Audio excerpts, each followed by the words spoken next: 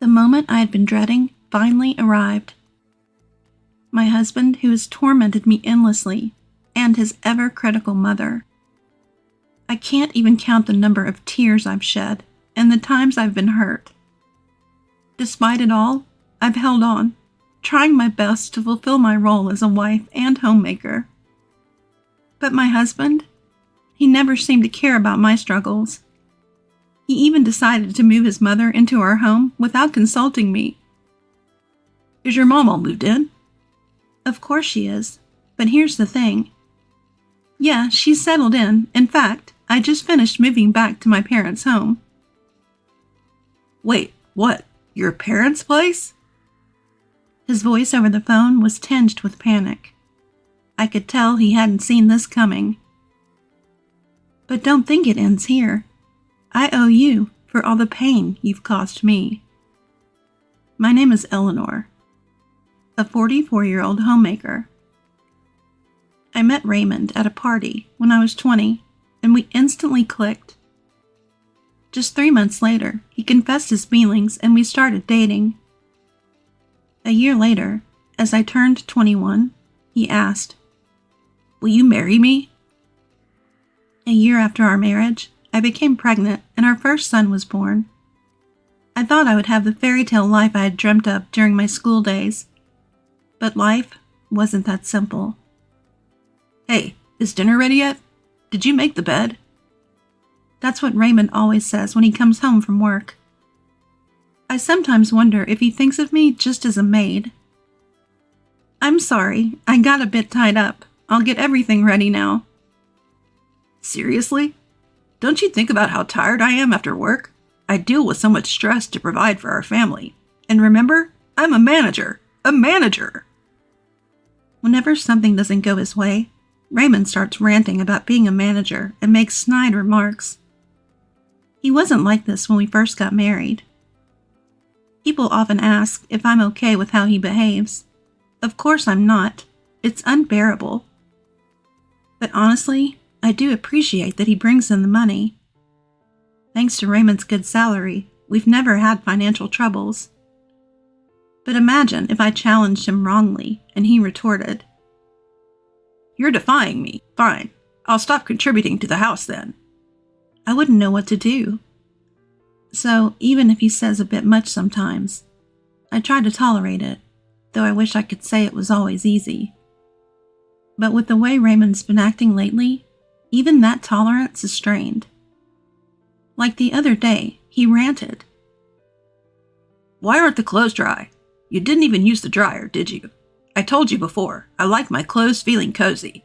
They need to be fluffy from the dryer." I had a lot on my plate with shopping and chores. I didn't get to the dryer. "That's not the point. I work hard every day, but what about you? Aren't you a homemaker? Shouldn't you have time for at least this?" Raymond never does household chores. He believes that's the wife's job. Just because I'm a homemaker doesn't mean I always have free time. I wish he'd help out a little. It was the same time when our child was born. "I'm busy with work. I'm tired." Always some excuse. So I've done all the household and childcare duties by myself. But there's another source of stress. My mother-in-law. "Eleanor, did you clean this properly? And what are you planning for dinner tonight? Surely not some takeaway." Whenever my mother-in-law visits, she's always like this. She constantly looks for my mistakes and never hesitates to criticize. Both mother and son act similarly. Like they say, the apple doesn't fall far from the tree. And today, she started again. "Eleanor, how many times have I told you? Clean the house every day to make it comfortable for my son. Why don't you? Are you ignoring my advice on purpose? This is why I was against my son marrying someone like you. You can't even manage the house properly. Just looking at you infuriates me." Constant criticism from Raymond and my mother-in-law, and I endure it all with a smile. But there's one thing I just can't overlook. Mother-in-law's gambling habit. Whenever she has the chance, she's playing poker, slot machines, roulette, or craps. She just loves to gamble. and she spends all her money in the blink of an eye. Worse still, she laughs about it, and Raymond just laughs along with her. Hold on a second. Whose money do you think you're using? The money mother-in-law spends on gambling comes from our household savings. I've brought this up to Raymond multiple times, but I'm just as upset about it. Hey, could you tell Mom? I mean, I could tell her, but if I do, I think she'd be really shocked. Plus, I'm so busy with work. I don't think I can discuss it calmly. He always comes up with these excuses and never acts. So, I decide to convey Raymond's message to mother-in-law for him. Why can't a mother use the money her son earns? He told me I can use as much as I want. She retorted, thinking that Raymond would back me up. I say, Raymond feels the same way. Could you please stop using our household savings without asking? Right, honey? But Raymond interjects. What are you talking about? The household savings is for all three of us. Excluding only Mom is wrong. Sorry, Mom. Don't listen to her. She's lying. You can use the money as you always have. This is how Raymond always changes his story depending on who he's talking to. Moreover, he started blaming me for mother-in-law's gambling habits, saying they worsened after we got married 3 months ago. That's just not true. Even before our marriage, mother-in-law was gambling frequently. Whenever I went shopping, I'd see her coming out of the local poker club. But when I bring this up to Raymond, he accuses me of lying and then ignores the issue. He'll never see his mother's true colors. The snide remarks keep coming, and I'm getting fed up. Oh, look at the time. I should get going. Wait, Mom. You didn't forget about our plan, right? How are the preparations? Yes, they're well underway. What plan? What are these two up to? I'm taken aback by Raymond's sudden question and try to figure out their scheme. With that, mother-in-law, humming a tune, leaves in high spirits. At last, she's gone. I think to myself. I look over, and Raymond is grinning from ear to ear, waving until his mother's out of sight. A week later, I finally understood the meaning behind Raymond's words about preparations. Have a good day. Slam. As usual, Raymond leaves for work without responding to my farewell. While most couples would greet each other with smiles, that warmth is long gone between us. I gaze out the window and see a neighboring family, looking so happy as they walk by. I remember the days when my son and I used to go for walks just like that. Lost in my thoughts in the morning, the doorbell rings. Yes, who is it? Oh, it's you, mother-in-law. Wait, where's Raymond? I wasn't expecting her to show up today, especially not this early in the morning. Oh, something came up at his work, so he had to go in unexpectedly. I see. Why on earth is she here? She's not expecting to have breakfast with me, is she? No way she would think of doing that. Or would she? A flurry of thoughts about mother-in-law raced through my mind. Then she says, Why are you standing there looking so blank? Get things ready. Ready for what? I haven't eaten anything since this morning. I'm hungry, so make me breakfast. And make sure this doesn't happen again. What does she mean by from now on? The words get ready that Raymond mentioned earlier and mother-in-law's from now on phrase make me uneasy. For some reason, I had a terrible feeling about this. Feeling anxious about their comments, mother-in-law pressures me to make breakfast. I apologize and start preparing the meal. Meanwhile, mother-in-law observes me, not even blinking. More like monitoring than observing, maybe. It's hard to do. Under her piercing gaze, I silently and earnestly prepare the breakfast. Suddenly, mother-in-law says, It's pitiful to think my son eats this poorly presented food every day. It looks terrible and probably tastes just as bad. I'd love to know how you managed to cook so poorly. She ridicules me, mockingly laughing and complaining. Why do I have to hear this all first thing in the morning? What was supposed to be a pleasant morning felt as if it had turned into a downpour. Sorry for the wait. It took you long enough. How much time do you need for a meal like this? Maybe you should attend a cooking class. Then you might be able to cook something decent. Though even then, it'd be like getting a D instead of an F. Having a meal alone with my mother-in-law for the first time? Seeing her stern face while eating, I lost my appetite, and the meal I put so much effort into tasted bland. Suddenly, my mother-in-law set down her fork, stating, I don't even feel like eating this. Clear it away. I'm sorry. I just can't take this anymore. I wish she'd leave sooner. But little did I know my wish would be shattered in no time. Ring, ring. Excuse me for a moment. Hey, Mom's there, right? Let me talk to her. Handing the phone to my mother-in-law after Raymond's request, she exclaimed, You told me we'd discuss that matter, making me come over so early?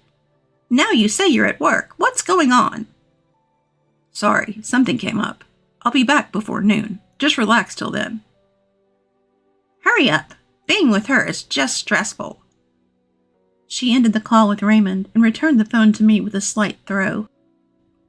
Trying to ask what Raymond had said, she just glared and told me he'd be back before noon. 3 hours later, Raymond returned home and immediately asked her, Sorry, Mom. So, are you ready? Yes, just need to pack my things. Pack? What?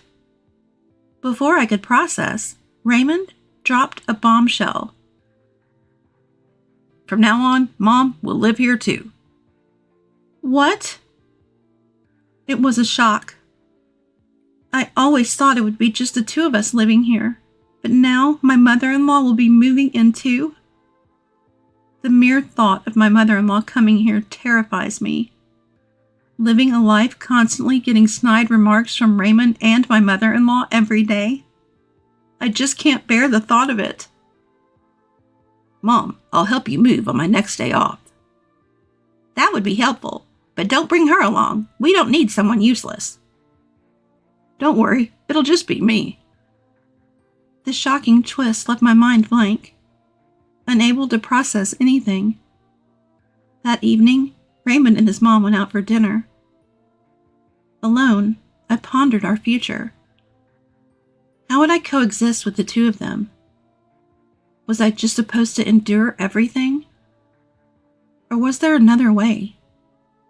The same thoughts kept replaying, but no answers came. Lost in my despair, I felt tears spilling when suddenly, ring ring, a phone call.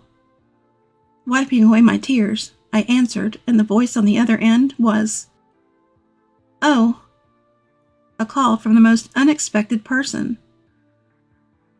The familiar voice echoed in my ear when I picked up the phone. Mom, it's been a while. Eric, it has indeed. Have you been well? Yeah, I'm good. Granddad and Granny are also doing well.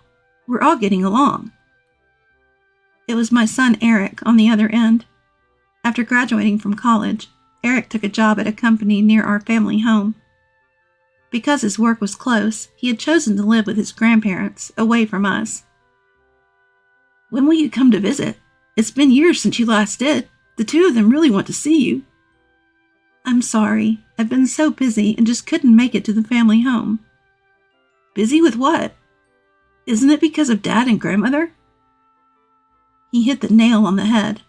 The reason I couldn't visit was indeed because of those two. Raymond didn't like the idea of me visiting my parents. As a homemaker, Raymond only sees me as a mere housekeeper. He has this ridiculous notion that I should always be taking care of the home. And his mother-in-law shared the same view. She too only saw me as a convenient housekeeper, always expecting me to tend to the house. So I felt trapped, unable to leave, and just living within the confines of our home. It felt like I was a bird caged up. Eric knew this. He once visited this house and remembered the words Raymond and mother-in-law had hurled at me. Aren't you a homemaker? Then you need to do your household duties properly. A housekeeper who can't even do chores is useless anywhere. Be grateful you're even needed here by us. It was then that Eric first realized the treatment I was getting from the two of them. I thought as much. I'm sorry for making you worry. Listen, Mom, I have an idea. Then Eric suggested something unexpected. It was something I hadn't ever considered. Really? Are you serious? Of course, it's to help you, Mom. While it might seem obvious, Eric's words became the lifeline I needed for my hellish life. From the next day, while Raymond was at work, I started implementing what Eric had told me to do. Being cautious not to let Raymond notice, and always vigilant for the often unexpectedly appearing mother-in-law. There were a few close calls. Hey, have you been up to something lately? Why do you ask? Mom mentioned it. She said you've been acting differently. You're not cheating on me, are you? Last time, I was saved by Raymond's ridiculous misunderstanding. But I can't underestimate my mother-in-law. She's sharp. I need to be more careful and not let my guard down around her. Still, it's clear that Raymond doesn't really care about me. Well, that's fine. It actually makes things easier for me. In fact, it's a relief. I can't wait to see how they'll react to what comes next. Ring ring. Mom, how far along are you with the preparations? I've got everything ready and I've made a lot of progress. Now we just wait for the day. Speaking of which, do you know when Grandmother is moving in? She's moving in the day after tomorrow. I overheard them talking about it when they were in a good mood. I have to make sure they pay for everything they've done to me. The climax is approaching. The morning my mother-in-law is set to arrive.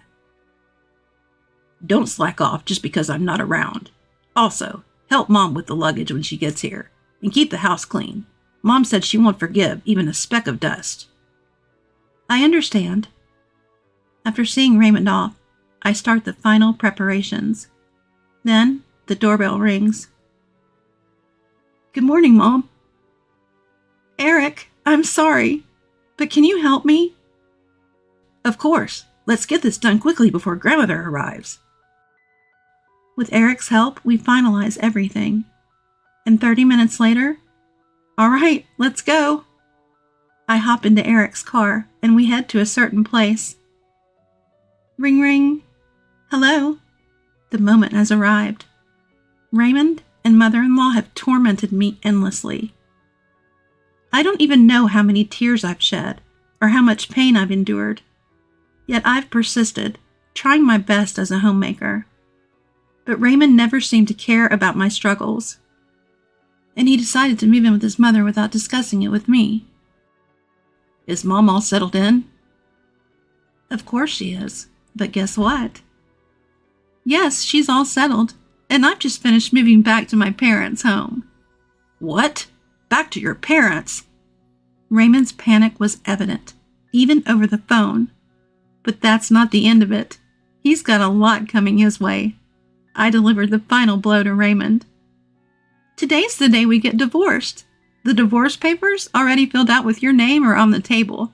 When you get home, all you need to do is sign and take them to the courthouse. Just to make sure there's no delay, I've arranged for a lawyer to accompany you. The lawyer will also discuss the division of our assets. Raymond, taken aback, blurted out. Wait, what are you talking about? Divorce? Are you kidding me? No matter what you say, it won't change my mind. Oh, by the way, we don't have a single cent in our savings. What? That can't be true. I've been contributing every month. Yes, but your dear mother gambled all that money away. We have nothing left. What? I suggest you and your mother figure things out. Good luck. Right after ending the call with Raymond, His mother showed up at the house, arms laden with bags, enthusiastically ringing the doorbell. I didn't answer. Infuriated, she yelled, "Hey, open up! How long are you going to keep me waiting out here? Open the damn door, you wretched woman! Get out here!" Her screaming and swearing at the front door attracted the attention of a passerby. They suspected her of causing trouble and called the police. In just a few minutes, officers arrived and took her away. About 30 minutes later, a distraught Raymond, unable to focus on his work after hearing the news, rushed home, but I was nowhere to be seen. The only thing waiting for him was the divorce paper on the table. The sight left him completely speechless, and he just sat down devastated. 2 hours later, the lawyer arrived and accompanied a despondent Raymond to the courthouse to submit the divorce papers. At last, our divorce was finalized. The next day, after being released from police custody, Raymond's mother came home, only to find her son deeply affected by the shock of the divorce. Although Raymond had planned to live with her, the trauma of the divorce made him take a leave from work, and a month later, he resigned. With no income, he had to sell the new house they had just built. They managed to get by with the money from the sale, but his gambling-addicted mother depleted it all. Rumor has it, they now live like homeless people in a nearby park.